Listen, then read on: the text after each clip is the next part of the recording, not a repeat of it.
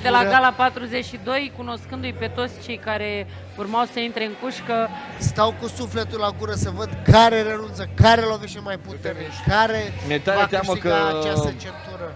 Simeon se va feri pentru că ți-a zis, partea aia obrazului este... Nu s-a ferit, nu a făcut. Obrazul este... The absolutely barbaric clip you just saw was from a RXF slap fighting match between two people with names I cannot pronounce. Comes to Simeon versus Chicken Alexander. The guy with the swollen face ended up winning and took home a whopping $5,400 and a really shiny belt. And RXF Slap is based in Romania, and I'm not sure what's going on that side of the globe, because they always have the most insane forms of combat sports. The most insane clip I've seen were two guys fighting in a literal phone booth, and there was also a clip of two guys fighting inside of a car. I never saw these competitions as legitimate sports. I felt like it was just too nutty to be taken seriously. But now Dana White is getting involved with his newest promotion, the Power Slap League. If you are lucky enough to not know what this is, I'm going to try to explain it without laughing, because this new promotion is just absolutely ridiculous. So, the Power Slap League, aka PSL, is a professional slap fighting promotion that Dana White seems to be the face of. It pretty much will be the same as RXF Slap or any other slap fighting league, as in like the format, but they're going to try to make it more professional. Like, I'm putting my fingers up as quotation marks, professional. How can you call a sport like this professional? It seems to be the most degenerate thing to happen to combat sports since bare knuckle boxing. So on the powerslap.com website, there are a couple of rules listed, but it really doesn't help their case. So a coin flip is used to decide who slaps first, okay? That seems fair. The clock will be 30 seconds to slap, 30 seconds to recover, rinse and repeat. There'll be two divisions, men and women, weight classes like MMA. So at least they're separating them by weight, because that one clip of the tattoo guy getting rocked, the tattoo guy was just puny. He was tiny, and the guy who slapped him was just huge. So we probably won't see this in Dana White's league, which is makes it a little better, I guess. There will be at least 3 rounds, and every round, each fighter just gets to slap. I'm sorry, not fighter. Each slapper gets the chance to slap each other. And to win a slap bout, KO, TKO makes sense, and points. They're going to be using the 10-point system, which is so amazing for MMA. I wonder how it's going to work for slap fighting. The fouls is where this gets interesting. So clubbing is not allowed. Clubbing is when like you close your fist as a slap. Stepping, so I guess stepping forward or stepping away.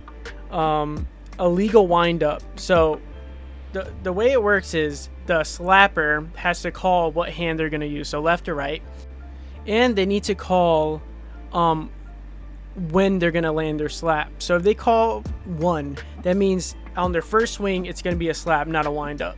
But if they say 2, that means okay, the first one's going to be just a wind up, just to, you know, line up my shot, line up my slap, and then the second one is going to be the actual slap. So at least there's some structure involved, because the idea seems to be, since the fighter or slapper, I'm sorry, knows when the slap is coming, 1, 2, or 3, they can sort of prepare for it. But how can they prepare? Let's read. So they can't flinch, they can't block, can't delay the game. So it seems like they can't really defend themselves. I saw a video by Dana White. He said that some fighters know how to roll with it. If you don't know what that is, it's sort of just going with just the direction of the punch and sort of easing the impact, but it doesn't completely get rid of it. You're still getting hit. And that seems to be it for the rules. I'm sure they're going to keep adding to it, and I'm sure like the basic stuff isn't allowed, like spitting and all that.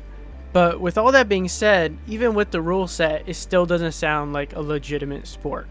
And a lot of people seem to agree. Some of the stuff I saw on Reddit was absolutely hilarious. One guy says, sponsored by CTE, almost feel disrespected, like Dana thinks we're meatheads or something. this shit is cringe AF. Taking voluntary shots to the head. No thanks. That's guaranteed CTE. I think Dana White and the creators of the PSL sort of knew they'll be getting this kind of reaction.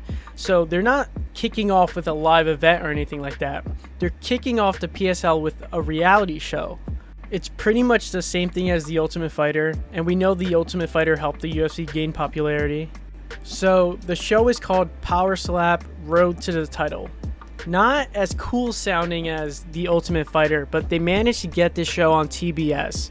And the description of the show is 30 athletes will compete for a spot in the Power Slap League. The contestants will be given a ranking based on their performance on the show. All the contestants are going to be living in the same house. And if this is anything like The Ultimate Fighter, a lot of viral clips are going to be coming out of it. And similar to The Ultimate Fighter, there's going to be coaches.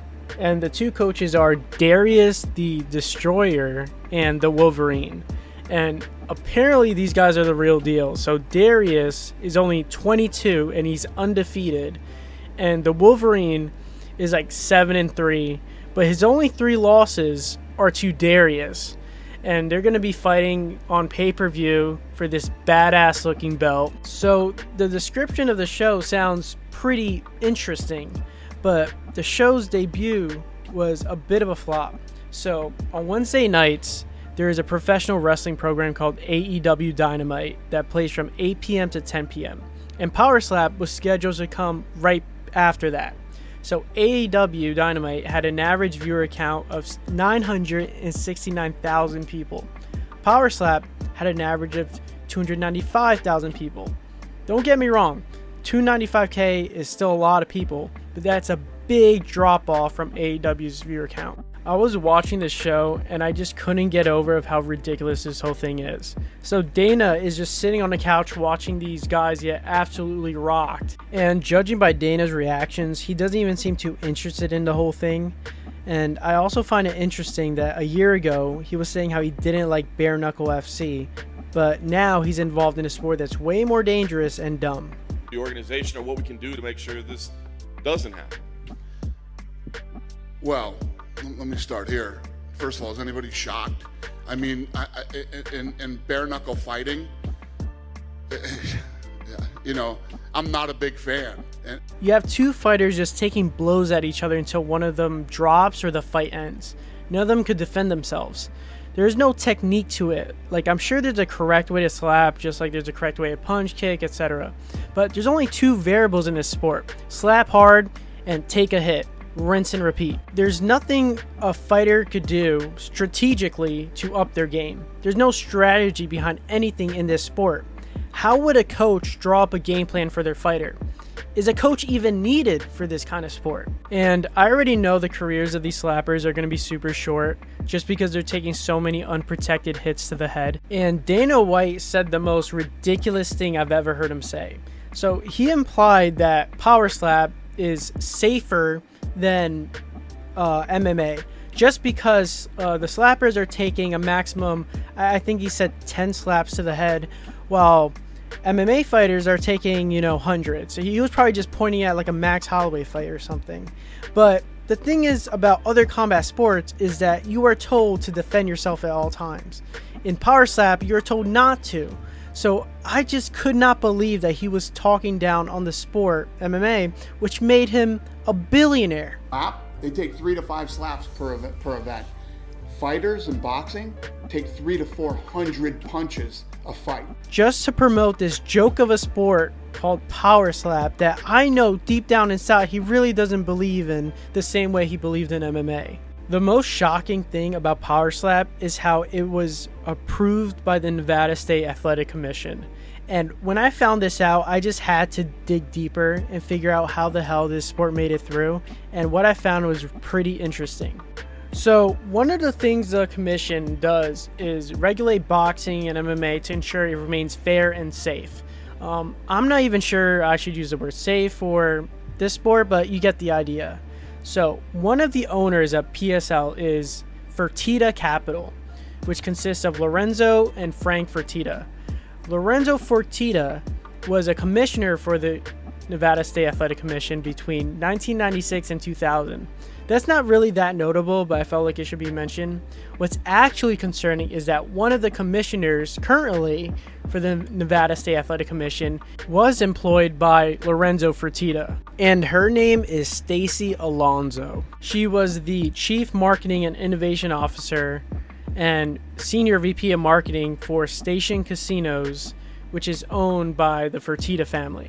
And even though she left in 2018, you cannot ignore the relationship she probably had with the Fertittas, being that high in the company. I just think that for a sport like Power Slap to make it through a commission, that there has to be something fishy going on, because anyone with a brain cell could see the problem with Power Slap.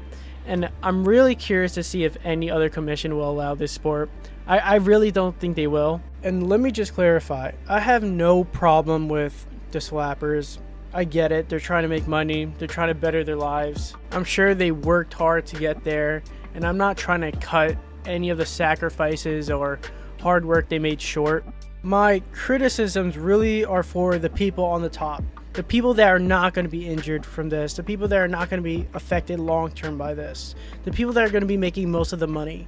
It just feels like they're exploiting these people. And I understand the argument of they're adults, they can do what they want, but I feel like if an adult were to work somewhere, they should be given a reasonable amount of safety and a reasonable amount of protection, and Power Slap just has none of those.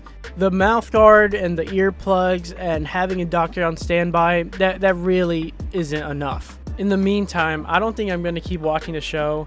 I feel like it'll be a little bit hypocritical if I just keep watching it, even though I really don't approve of it.